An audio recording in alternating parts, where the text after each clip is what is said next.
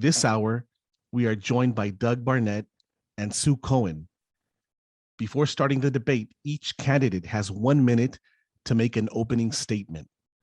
Candidates will hear a bell when they have 10 seconds left and 2 bells when their time is up. And now we're about to hear your opening statements. Let's begin with Doug Barnett. Doug Barnett, you have 1 minute for your opening statement. Texas is tightly controlling what they can do in their schools. Specifically, Texas has restricted the talk of our Black history and our Black heritage. In 2005, when Katrina came down, I was running for the board, and I suggested that I had heard, because I went to Katrina for about 2 weeks, that more than 3,000 people, that maybe 10 to 15,000 people had died in that event. Since then, Margaret Prescott has told me that it was 100,000 people that died in the Katrina event. That is why you are using the disclaimer that you just gave. The GM at the time forced a disclaimer on everybody's audio since that moment. She turned to me and said, "Well, that's not official. You're not allowed to say that on the station." That's a real issue when it comes to education. We are an education corporation. That's our tax-free status. That's why our bylaws do not have to be submitted to the Secretary of State. We are an education corporation, and we are being bound. Thanks, Doug. So go ahead and begin with your opening statement, Sue Cohen Johnson. Okay, thank you. Estimados amigos, I've been a member of KPFK for 40 years.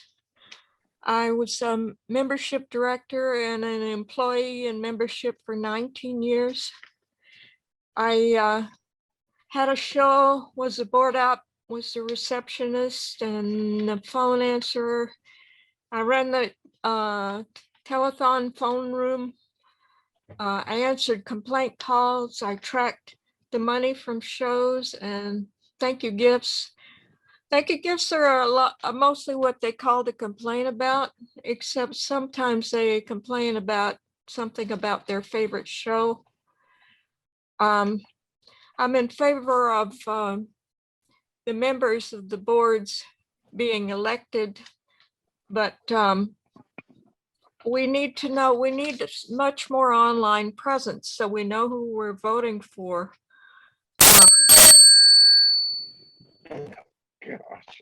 Thank you, Sue Cohen Johnson. Thanks. So now we're going to move into the actual debate. The debate format consists of assigning one topic to one candidate as determined by the initial random sequence and allowing the candidate 2 minutes to develop their answer. All other candidates following the order defined by the initial random sequence get 30 seconds each to comment or to ask a follow-up question. This structure iterates through all candidates until you have had the opportunity to address each topic in depth. Doug, the first topic is to you. What is your understanding of the role that unpaid staff play at KPFK? How do you think they should be represented? You have 2 minutes, Doug. They need to represent themselves. In 1948, when the Ford Foundation had spun off from the Ford Auto Company, the 2 grants they gave out in 1948 was to the Pacifica Radio for KPFA and the RAND Corporation in Santa Monica, which studies area bombing for the most part. We destroyed, according to a KPFK, we destroyed over 101 cities of Japan with firebombing and napalm. The lies have continued.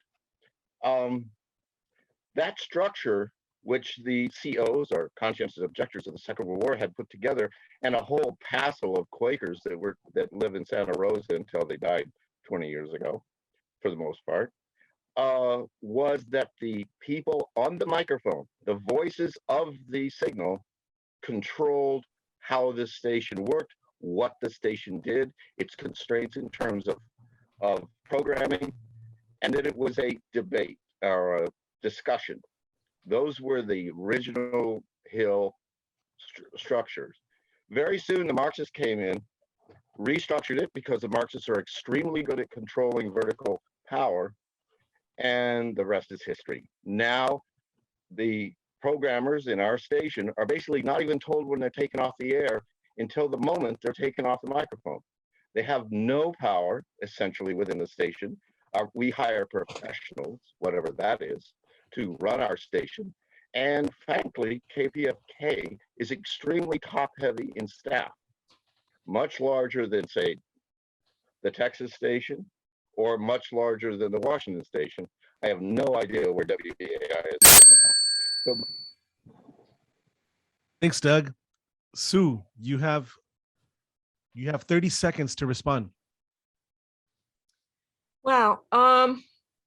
Well, there's a lot of discussion about, I guess we're always in a Cold War with China, and China, of course, is making islands out of the coral reefs. They're bringing in earth to make them into islands that are theirs so that they can call the South China Sea theirs. Anyway, we should be have an online. ouch. Thank you, Sue. So now we're going to move into the next topic, which is, let's see. Sue, this topic is for you. In your opinion, what is the most important role or responsibility that the local station board has, and how should the roles or responsibilities be modified to improve the function of the local station board? You have 2 minutes. Golly,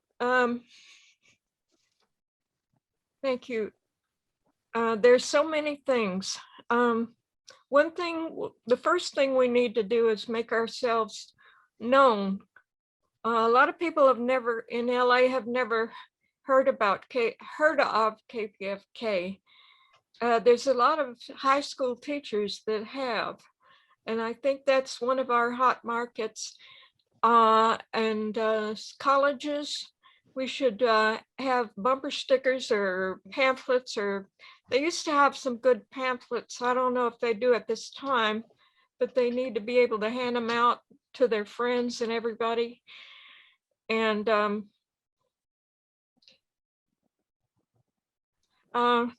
inclusion is always a big issue. Scholarship, more youth. We are depending a lot on our elders to support the station, and we need to keep addressing their interests until the youth get ready for KPFK, or KPFK gets ready for the youth, because clearly we're not. Because they're not listening. We need that presence online, because they read blogs and podcasts, and we need to set up the video. I think we had video at one moment in the past in the interview studio and in master control, and we need to have that in the interview studio at least, and possibly, well, upstairs where Sonali had our TV studio. I hope we're still able to do recording video as well as audio. Thanks, Sue. Doug, you have 30 seconds. When we acquired the WBI signal from a donor in the mid-50s, the FCC demanded that we form a corporation for both signals. And eventually we had 4 signals, and one representative or 2 representatives from each signal represented the national corporation. They couldn't get anything done. Once Reagan deregulated the left into the dial, the national started to get its own money, and it basically the mothers took over. Thank you, Doug. So we selected questions from a list submitted by listener members, and each candidate will have 1 minute to respond. We will take as many questions as time allows. The first question would be, do you have any ideas on how Pacifica can generate new listeners and market to a younger audience? First question goes to Doug. And we begat a mother. It's a famous phrase. I think the main thing we can do is start using the QR code everywhere so that people who have fancy phones can, and I don't have one, I had to borrow it, instantly see our broadcast. We need to place a QR code on every piece of literature on the front of the building, et cetera, et cetera. And I think we'll begin to gather new listeners, off the wall listeners who've never heard us. The other thing is we have to forget structure. The FCC does not demand that we have breaks every moment. That's NPR crap, that's commercial radio crap, and we don't need to follow that stuff. And Roy has never followed those kinds of issues. Yes, we do need to announce who we are, but not on a clock basis. That would, I think, differentiate us. We're competing with 60 signals within our signal area. We need to be differentiated and not be everyone else. Thanks, Doug. Sue? Hey, I agree with you, Doug, on those things.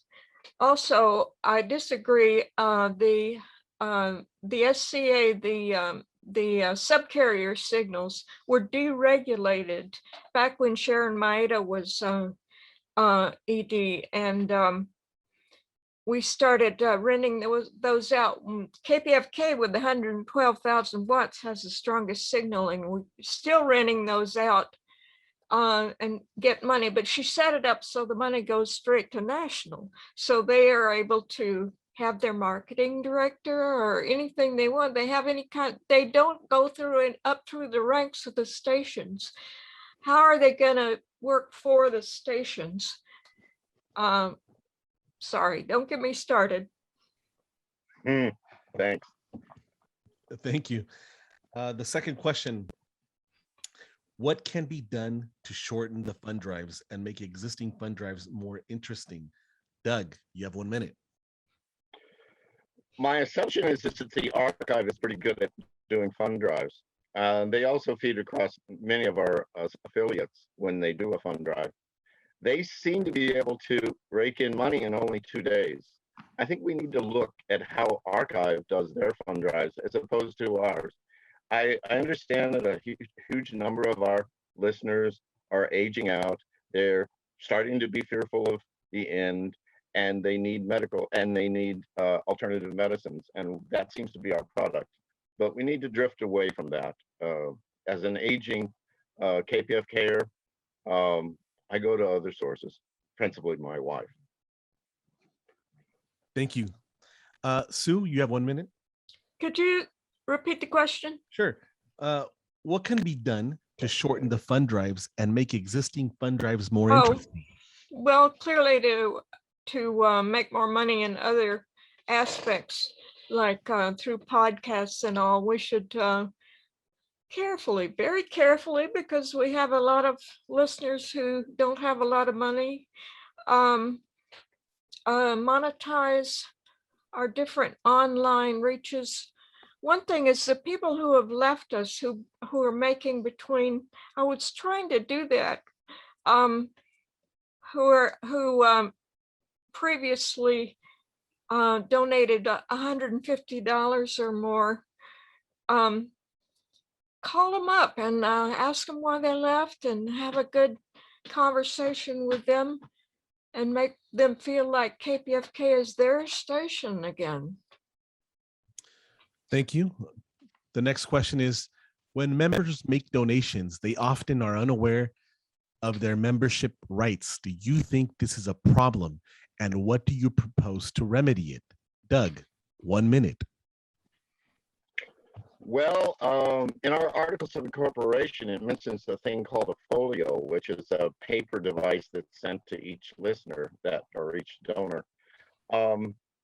I know it's counterintuitive. I personally have bought $30 worth of stamps, and if I never use them, the post office gets to keep the money. I'd very much like to see us publish a folio. That data can be in there, Perhaps we only publish it twice a year, but it gives a connection and a QR code. Thank you, Doug. Sue, you have 1 minute. Thank you, Doug. And yeah, that could be combined with a direct mailing, or and we spent a lot of money to print this big, beautiful booklet some years ago for the high rollers, and I don't think we ever gave any of them out to high rollers because nobody was acting like a marketing director, and I was so in up to my neck just trying to handle the subscribers and the premiums. And people ought to start saying thank you gifts, and what they're really paying for is the signal and all the programming, and not think that they're buying premiums. And we're not a infomercial station. We're here to give radio, and if we can throw in a little shachka with it to enhance. Thanks, Sue Cohen Johnson. Now we go to the next question. Do you think that those who vote and run in delegate elections and referendums are representative of of our listener sponsor population? And how can we increase participation from the community that KPFK serves? Doug, 1 minute. Well, they certainly represent them in that they have the same appendages and approximately the same height. 50% of those people who live in our Los Angeles area speak English as a second language. In other words, they speak a different language at home. In that sense, no, we're very poorly represented by our I don't know, that group that gets to listen to us. The only saving grace is that's not necessarily true as we extend our signal out to the 50,000 square miles, or whatever that works out to. I think it's 70 by 70 miles works out to 770 miles. I don't know. We've got a big signal area. So besides that, I don't really know. Perhaps we should use our airtime to appeal to our listeners to run for office. I've run for office 20 times in my life. I succeeded 10 times in my life in other venues, under other corporations. And frankly, who would want it? Thanks, Doug. Sue Cohen. Well, as I keep harping on, we need to have more of an on-air presence, and all of our local board candidates should have a presence that explains themselves online so people know who they're voting for. And I think we're starting to go in that direction, but we need to get our bottom in gear and do that a lot more. And what was I going to say? I speak a little Spanish, and I can chat. I used to run the phone room in Spanish during Spanish speaking shows on KPFK in the evenings, Rodrigo. And I would like to see us appeal to those folks, not just a few people. Thanks, Sue Cohen Johnson. Now we're going to move into the next question, which is, what do you think is the most serious problem needing the most immediate attention at KPFK and Pacifica? What do you propose as a solution for the problem, Doug? 1 minute.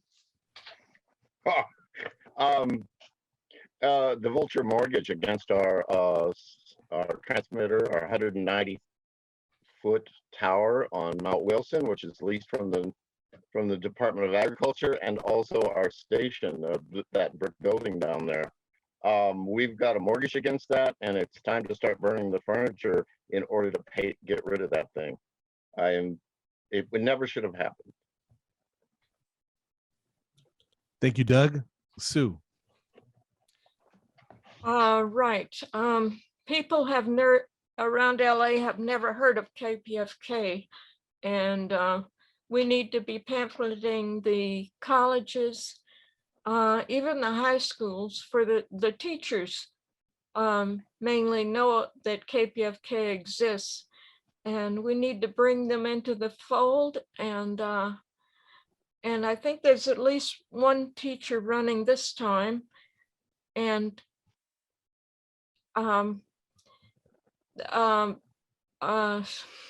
Anya will try to have bus benches and bullet boards to tell people that KPFK existed and was progressive. And we need more of that, not less. And that's the beginning of our cum. And the cum is the bad part. People are just not listening. Thank you. Next question. What is your understanding of how programming decisions, removal of programs, addition of new programs, schedule modifications, and more are currently made at KPFK? And what do you think is the most important criteria to take into account when evaluating programs? How should the listener members be involved in programming evaluation? Doug, 1 minute. If we were getting a CPB grant, we're required to have that assessment from our listeners on who we're talking at. We're not getting a CPB grant, and I don't care. So given that, what we really need to do is, we have a huge amount of talent within bus distance, within driving distance to our radio station. We need to appeal to the talent that's natural in Southern California, specifically in Hollywood, and all the people that come to this town to give out their skills and their knowledge and all the rest. I personally made an offer to the Mad Turk to come in and start a program. I don't know whether he did contact the program, but we have tremendous talent in this town, and those are the people, as they wander through, should make these decisions, not the professionals. Sue, you have 1 minute. Program directors, managers, the ones that come through the turnstile. I actually like Minsky's choices, although he didn't do a lot of things right, according to me. We should have a council. We should have a programming council at the station, elected by the people, for the people, by the workers, from the LSB members, unpaid staff, paid staff, management, should all sit on a committee and discuss programming. And there's a committee of the LSB, KPFK LSB, on programming that anybody can sit on. And we should beef that up. And Thank you. What is your vision for the future of KPFK and Pacifica as a whole? What types of changes do you see necessary for KPFK and Pacifica to continue in the near future? Doug, 1 minute. That's quite a bit. I have a friend who wants to teach his physiology class in Portugal. His physiology class in East LA. I think that's a bit of a stretch, but I'd like to see the station go towards real education. I think we can develop our own browser and start to use some of our broadcast time to conduct education, since we're an educational corporation. We need to differentiate ourselves from Facebook and Twitter and all of these social sources that we have. and PR. Yeah, definitely. Sue. That's about it. Okay, Sue, 1 minute. Oh, is he done? Yeah. Do you want to go more? I think you might have a few seconds left, Doug. Oh, no, Quakers are good for silence. I'm in silence. Okay. Sue, you have 1 minute. Well, I really want to say that